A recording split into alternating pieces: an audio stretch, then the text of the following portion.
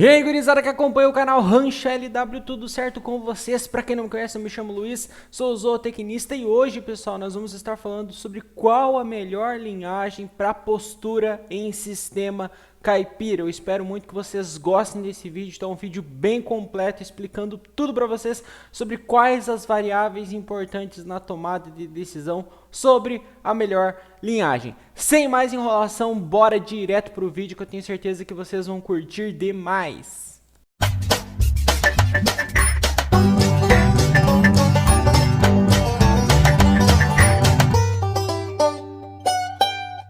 Bom, pessoal, acredito que essa seja a maior dúvida aí dos avicultores quando vão começar com o sistema de criação caipira ou mesmo quando vão realojar lotes, que é qual a melhor linhagem. Pessoal, nós temos que primeiro entender que todo mundo busca a galinha perfeita, né? E quais são os atributos da galinha perfeita? Então, primeiro, ela tem que ser resistente e adaptada. Quando nós falamos de sistema de produção caipira, onde as galinhas ficam livres no galpão, têm acesso a áreas externas, com pastagem, enfim, elas estão mais sujeitas às variáveis do ambiente, tá? Então, consequentemente, ela vai ter um desafio sanitário maior. Portanto, é de extrema importância que elas sejam resistentes e adaptadas. Se você colocar uma linhagem que é mais suscetível à doença, consequentemente você terá problemas. Além disso, nós precisamos que seja uma ave com uma boa qualidade de ovos, tanto nas questões internas quanto externas do ovo. Então nós precisamos produzir um ovo de qualidade e a galinha perfeita precisa entregar um ovo de qualidade para nós, com boa coloração de casca, bons conteúdos internos, todas as membranas, clara, gema, tá certo? A estrutura externa da formação da casca, então tem que ser um ovo de qualidade. Ela precisa ser eficiente, no sentido principalmente de conversão alimentar. Então ela tem que comer menos e produzir mais, tá certo? Então se você colocar uma linhagem que tem um alto consumo de ração, entretanto uma produção baixa, ela não é eficiente. Ou ainda ela tem uma produção alta, mas comparada com outras linhagens, o consumo de ração dela é maior, então ela é menos eficiente. Portanto, a galinha perfeita precisa ser eficiente na conversão alimentar. Conversão alimentar nada mais é do que o consumo de ração divididos pela produção dessa ave, seja em massa de ovos, e aí uma variável de quilo, seja em dúzia de ovos. Então, é consumo por dúzia ou consumo em quilo por massa de ovos em quilo, certo? Ela precisa ter um pico de produção estável. Não pode ser uma ave que entra no pico de produção, fica 2, 3 semanas ali e sai do pico. Não, ela tem que manter o pico de produção estável. É no pico de produção que nós temos a maior margem de ganho na atividade, tá certo? Porque a produção é alta, tá bombando lá e a gente consegue aproveitar muito bem isso aí. Então ela tem que ser estável no pico, não pode ser uma ave que tenha a produção dela inconstante. Da mesma forma, ela tem que apresentar baixa mortalidade. Você não pode alojar um lote de aves esperando que nós teremos uma alta mortalidade. Isso não condiz com a galinha perfeita que nós buscamos. Então, a viabilidade do lote precisa ser boa. Ela tem que ter uma baixa mortalidade acumulada desde a recria até o final do ciclo de produção. E ela precisa ter uma alta persistência de postura.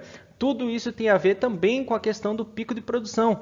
Então não é uma ave que ela é inconstante e também não é uma ave que ela vai lá, tem o platô de produção, depois cai muito abruptamente e para de produzir, tá? Então a gente precisa de uma ave constante ao longo do ciclo, que consiga alongar o ciclo de produção, se mantendo eficiente, claro, com bons índices produtivos e persistente. Então, a gente precisa avaliar muito bem a questão de ovos por ave alojada. É uma variável muito importante. Às vezes, se nós ficarmos apenas olhando para a porcentagem de produção e para o pico de produção, nós mascaramos o dado que é ovos por ave alojada. No final do ciclo, um ovo a mais por ave alojada faz uma diferença danada. Então, olhe atenção a essa informação. Ela precisa ser uma ave dócil. Como são aves que estão soltas no galpão, ela vai ter contato com o manejo diário ali, não só no momento que ela vai para o piquete, mas no momento de coleta de ovos, de alimentação. Ela não pode se assustar, ela não pode ser uma ave estressada, ela tem que ser dócil, né? Ela tem que ter um comportamento de docilidade, até porque isso reflete na questão do bem-estar animal e, consequentemente, na produção. Então existem N variáveis que a gente poderia elencar aqui, eu elenquei algumas que caracterizam a galinha perfeita, tá ok? Hoje nós temos inúmeras empresas que comercializam genética de aves de postura. Então eu coloquei algumas aqui, nós temos a Novogen, a Highline, Hisex, a própria Embrapa, tem a Avifran, está escondida aqui atrás do meu videozinho, tem a Bovans, tem a Lohmann. Então, várias dessas empresas desenvolveram linhagens voltadas para o sistema de produção livre de gaiolas, especialmente as linhagens vermelhas, marrons, né, que botam um ovo vermelho. Isso não quer dizer que as brancas não sejam adaptadas para o cage free ou mesmo o sistema caipira, mas normalmente trabalham-se as linhagens marrons. Tá ok? Então existem N possibilidades. Hoje o avanço genético ele permitiu que várias dessas empresas tivessem e pudessem disponibilizar um produto de qualidade, que no caso é genética. Então, se nós formos comparar uma Highline com uma Hisex, com uma Lohmann, a diferença é muito pequena, tá certo? Então hoje, do ponto de vista genético, nós temos bons produtos independentemente da empresa. Nós temos produtos nacionais também, é o caso da Avifran, é o caso da Embrapa, e aí vai variar muito de acordo com o mercado, de acordo com o teu tipo de produção, para definir se é um sistema de produção interessante ou não para o uso das linhagens nacionais. Mas pensando nessas linhagens desenvolvidas fora do país, né, você tem um produto de extrema qualidade que difere muito pouco. Então, do ponto de vista genético, nós temos uma equiparidade bastante interessante. E aí nós temos que pensar, muito mais importante do que a escolha da genética, sobre o que influencia o desempenho do produto galinha, independentemente da genética, no campo. Porque é isso, no final das contas, que vai definir qual que é a melhor linhagem que eu vou trabalhar. Isso começa primeiro com a recria. Não adianta você ter a melhor linhagem do ponto de vista genético, independentemente da empresa, se a tua recria foi mal feita. Se as aves chegaram na fase de postura abaixo do peso, se elas não foram vacinadas corretamente, se a uniformidade do lote não estava adequada, né? Então a recria ela é um parâmetro muito importante para definir o desempenho da poedeira depois. Uma ave que foi mal recriada vai apresentar índices de produção ruins. Depois disso, a tua região, né? Por que eu falo isso? A região ela é importante não só para a tomada de decisão acerca do mercado, acerca de onde você vai atuar vendendo o produto ovo, como também as variáveis climáticas, tá certo? Então, se você colocar uma galinha que não é resistente ao calor, por exemplo, em uma região muito quente, que não tem controle da ambiência do aviário, ou seja, não tem ventilador, não tem nebulizador, não tem aspersor, nada, você vai ter prejuízo produtivo, porque a zona de conforto térmico das poedeiras vai de 18 a 24 graus. Acima de 24 graus a gente já tem queda produtiva. Então você precisa alinhar a tomada de decisão acerca da escolha para o teu sistema de criação a depender do ambiente, da ambiência, da região que você está. E isso tem total ligação com o mercado. Tanto para a aquisição da genética, às vezes você quer colocar uma linhagem específica, não tem vendedor aí na sua região, não tem fornecedor, você não consegue, quanto do produto ovo. Talvez o meu mercado, eu tenha uma oportunidade de mercado para colocar galinha que bota ovo colorido. E aí a gente não vai trabalhar normalmente com as genéticas de fora, né? Nós vamos trabalhar com a genética nacional, talvez. Talvez eu quero um ovo creme, ou eu quero um ovo vermelho, ou eu quero misturar diferentes linhagens no mesmo lote. Quem vai pautar isso aí é o mercado, né? Qual que é o custo da aquisição da pintinha? Será que eu consigo ganhar um pouquinho no valor da pintinha e isso reflete na produção? Ou vale a pena eu comprar uma pintinha um pouco mais cara, que vai me dar um desempenho melhor, alinhado com o que o meu mercado quer? Qual é a minha área de atuação? Então o mercado é uma baliza extremamente importante para a definição da genética, Tá? Por quê? Porque eu tenho que adequar o meu produto ovo com as demandas do mercado. E a demanda do mercado vai alinhar a escolha da genética que eu vou escolher. Outro ponto é o manejo. O teu manejo exerce enorme influência sobre o desempenho da poedeira. Novamente, a mesma coisa da recria. Não adianta tu colocar a melhor genética se o teu manejo é ruim. Se você não vira cama, se você deixa o comedouro e o bebedouro sujo, se você não faz manejo no ninho. Porque aí você mascara o potencial produtivo, o potencial genético da tua ave com um manejo ruim, né? Nutrição, da mesma forma. Você tem uma ave, normalmente, com um potencial genético absurdo. E aí você fornece uma nutrição inadequada. Às vezes pelo índice nutricional ser ruim ou pela quantidade de ração que você fornece ser inadequada. Dessa forma, você não consegue expressar o potencial genético da tua ave no teu sistema, né? Então não adianta nada ter uma ótima genética. Novamente a gente volta na questão, qual que é a melhor linhagem? Não adianta você escolher a melhor genética se todas essas variáveis aqui estiverem fora de prumo.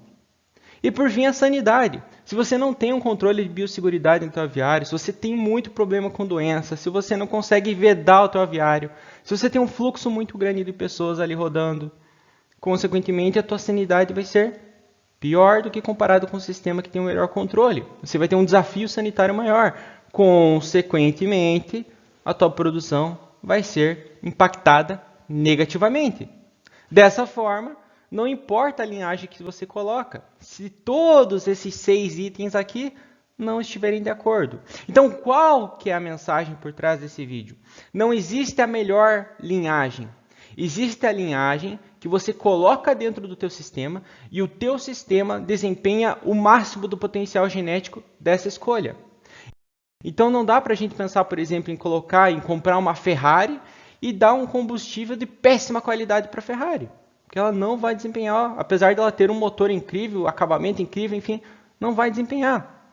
Da mesma forma que não adianta pegar um Fusca e colocar lá um combustível super ultra power que você colocaria numa Ferrari, que o Fusca não vai desempenhar aquilo, porque ele não tem potencial genético para tanto. Da mesma forma, funciona a escolha de linhagem e sistema de criação.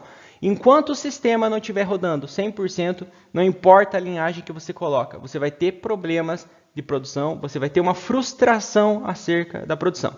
Luiz, o meu sistema está funcionando ok. Eu testei linhagem X e linhagem Y e a Y foi melhor. Ótimo, então a Y é excelente para você.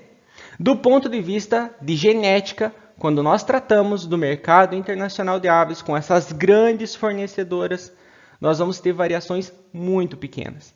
Então, normalmente, independentemente da linhagem que você colocar, você vai ter um bom resultado.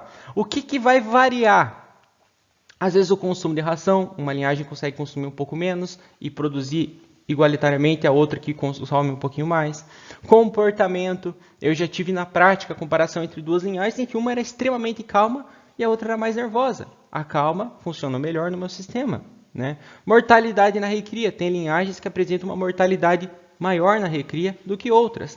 E aí esses parâmetros de mercado, de produção, você consegue conversando com produtores da tua região, testando diferentes linhagens no teu sistema, né? Eu acho que a melhor resposta para isso é você testar. Faz um alojamento com uma, vê como foi o resultado, depois testa a outra. Se foi melhor ou pior, ou você volta para aquela, ou testa outra, ou mantém a que você está usando por último, né? Eu acho que o teste ele é muito válido e conversar com outros produtores, ver o desempenho de linhagens do sistema produtivo também é extremamente válido.